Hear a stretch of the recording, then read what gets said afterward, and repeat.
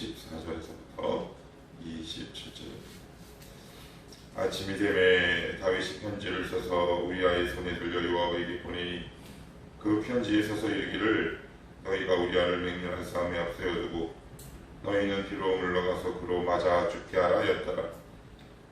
요압이 그 성을 살펴 용사들이 있는 것을 아는 그곳에 우리아를 두니 그 성 사람들이 나와서 요압과 더불어 싸울 때 다윗의 부하 중 몇 사람이 엎드러지고 햇사람 우리아도 죽으니라.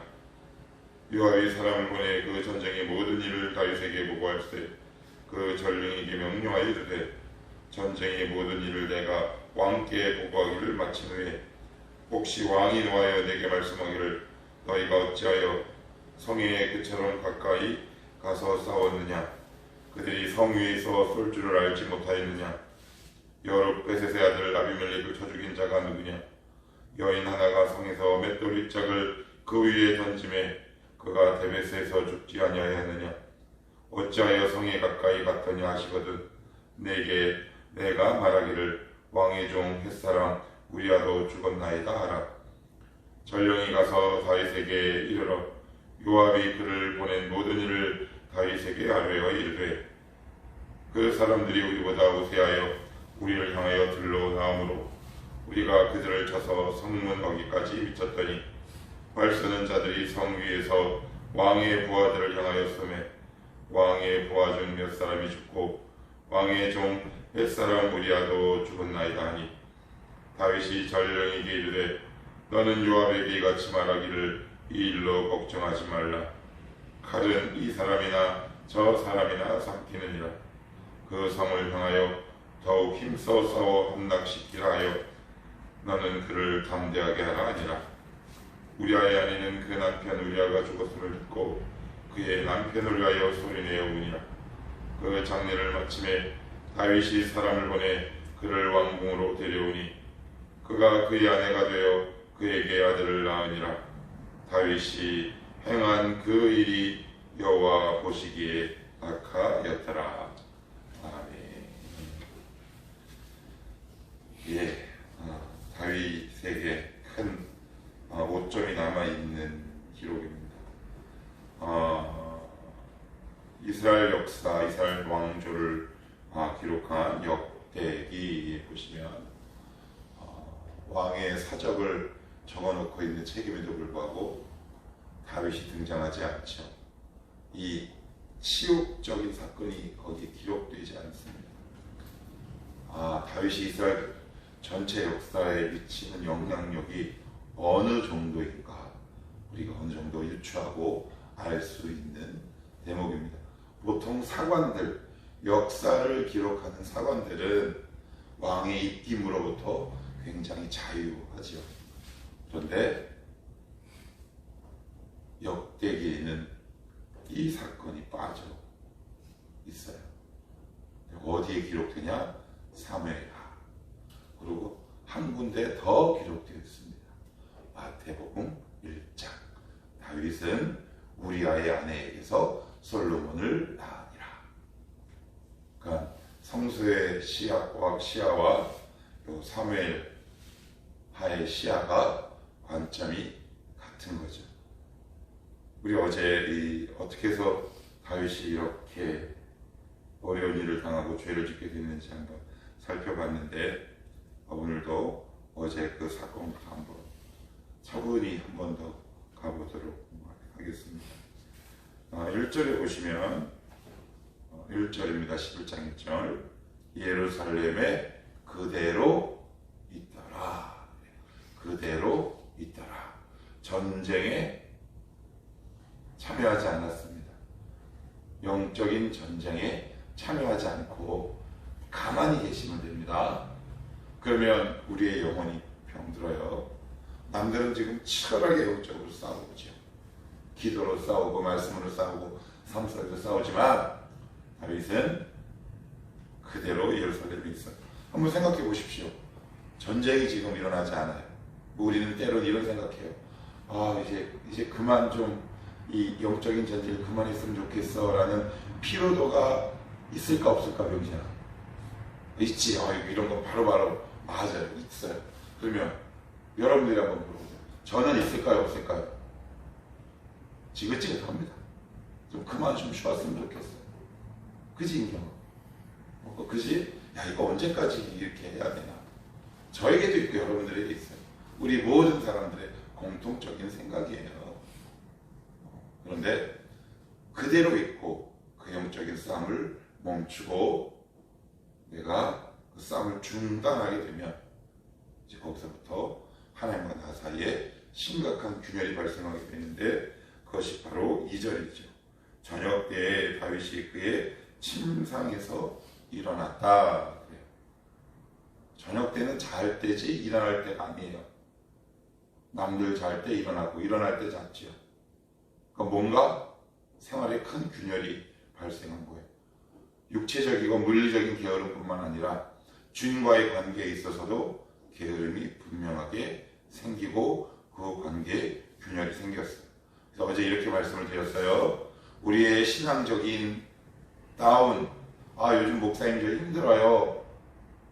거의 대부분이에요. 한번 잘 살펴보세요.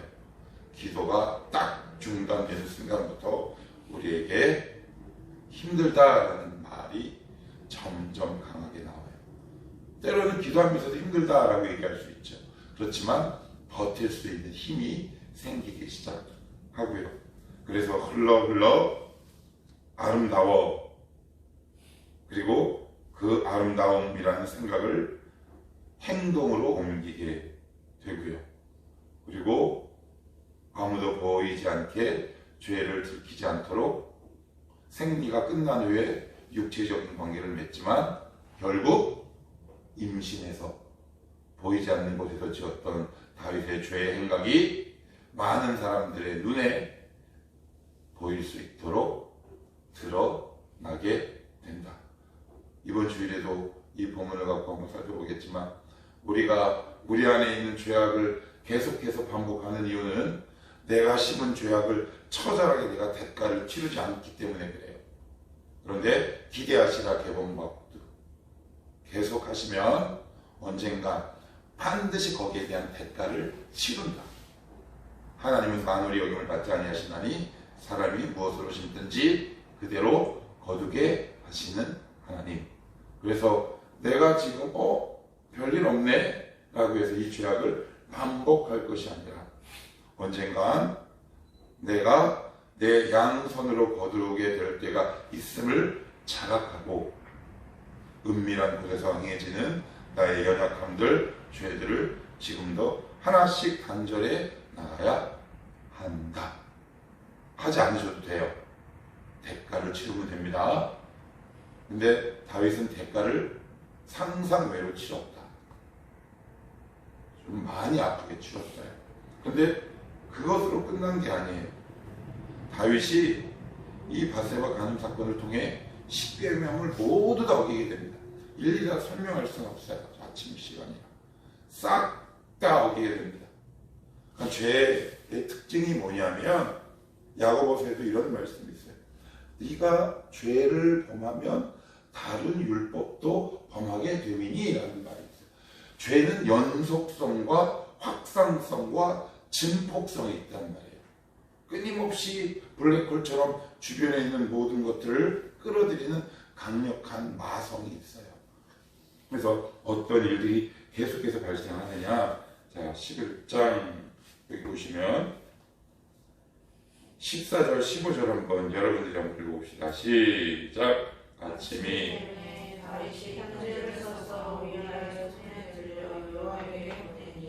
그 편지에 서서 이르기를 너희가 우리아를 맹렬한 싸움에 앞세워 두고 너희는 뒤로 흘러가서 로 맞아 죽게 하라 하였더라.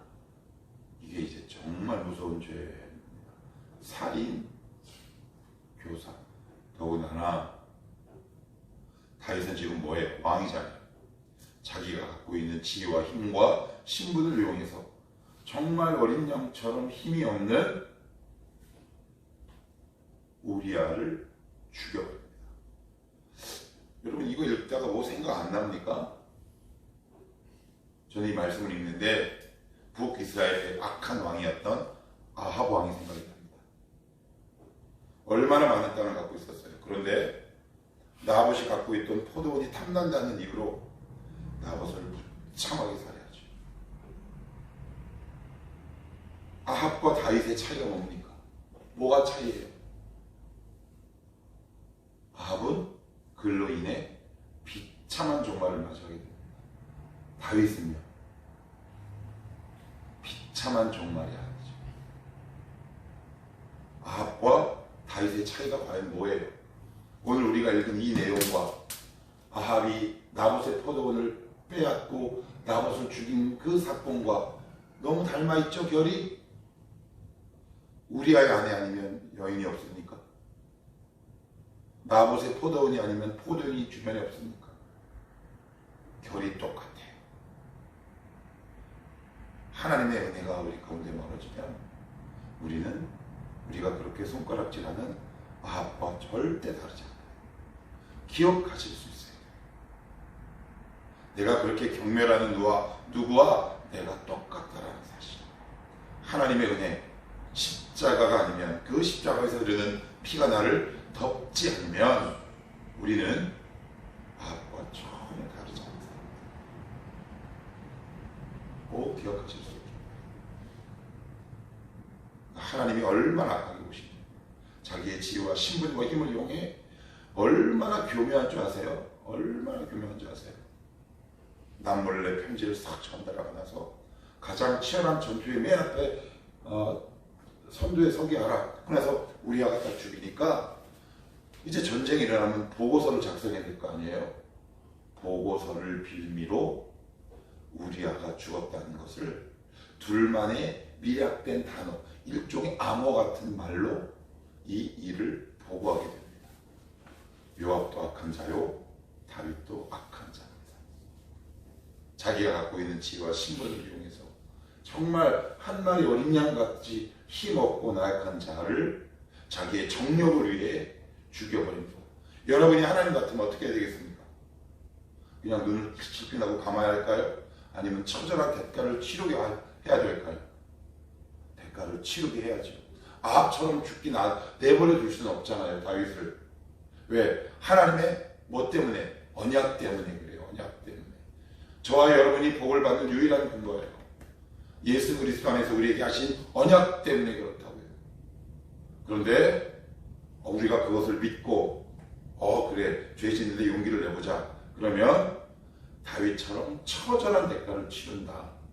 이런 대가는 여러분이 굳이 안 치르셔도 되는 거예요.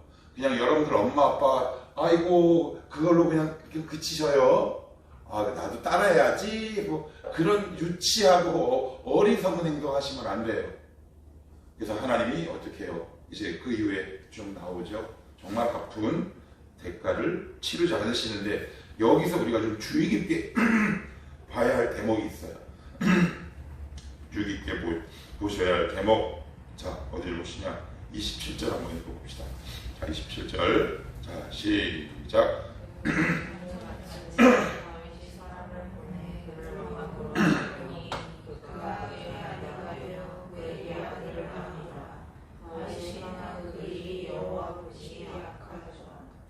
보시기에 악하였다.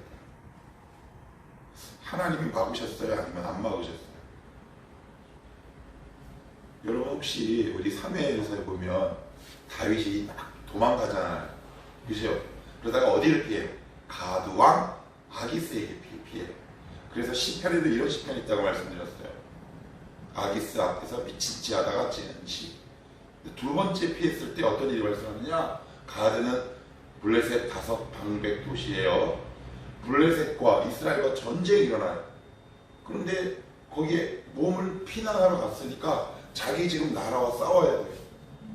어떻게 자기 나라랑 싸웁니까? 사랑하는 조국과. 근데 그때 무슨 일이 발생해요? 이스라엘 방백들이 갑자기 전쟁을 막 하러 가는데 다윗을 막 미워해요. 그래가지고 아기스가 막 전쟁하러 가는 도중에 다윗을 부릅니다. 야, 너 아무래도 전쟁 못 갈 것 같아. 다른 애들이 너 너무 완전 싫어한다. 야. 하나님이 도우셨어요. 그죠? 여기는 왜 하나님이 중간에 좀 막아주시지. 주입하지 않으시냐고. 두 가지 일 때문에 그래요. 하나님의 음성이 들리지 않는 거예요. 그만큼 죄가 많이 진행됐어요. 하나님 우리 이렇게 탁 때리실 때 여러분 갑자기 어느 날 내가 술 한잔 먹었다고 싸대기를 빡 때리지 않으세요.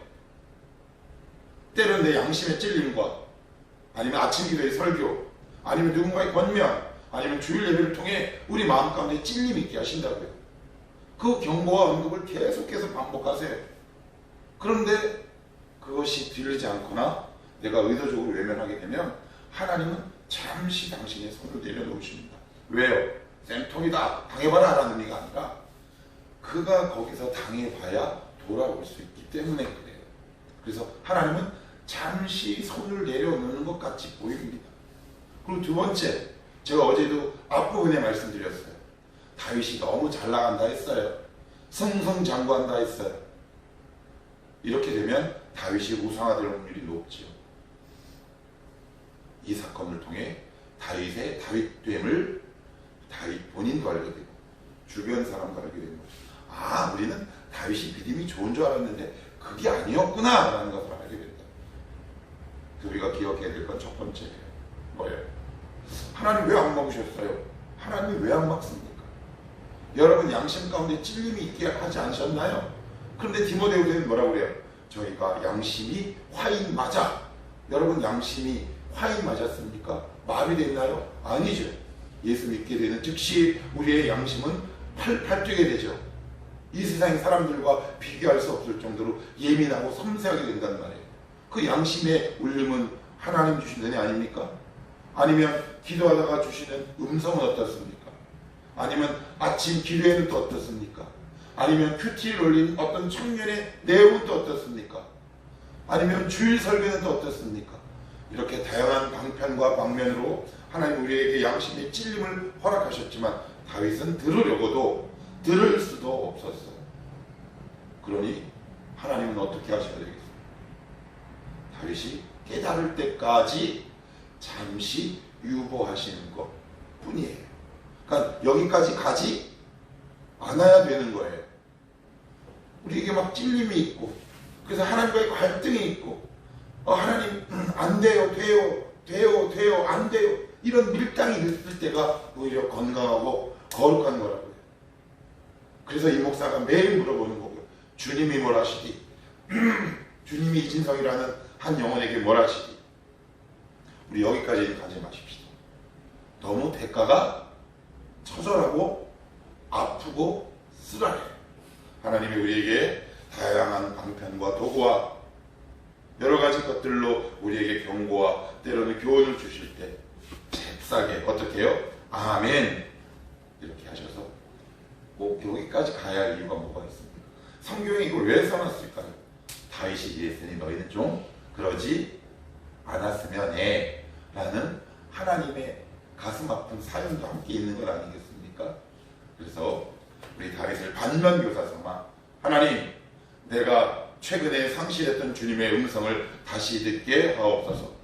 쓸데없는 대가를 치르는 인생으로 살지 않게 하옵소서. 이렇게 살아가는 자가 지혜로운 인생이요 하나님 보시기에 악한 인생이 아니라 하나님 보시기에 귀하고 복된 인생이 될 줄 믿습니다. 그러한 인생이 저와 여러분의 삶이 될 수 있기를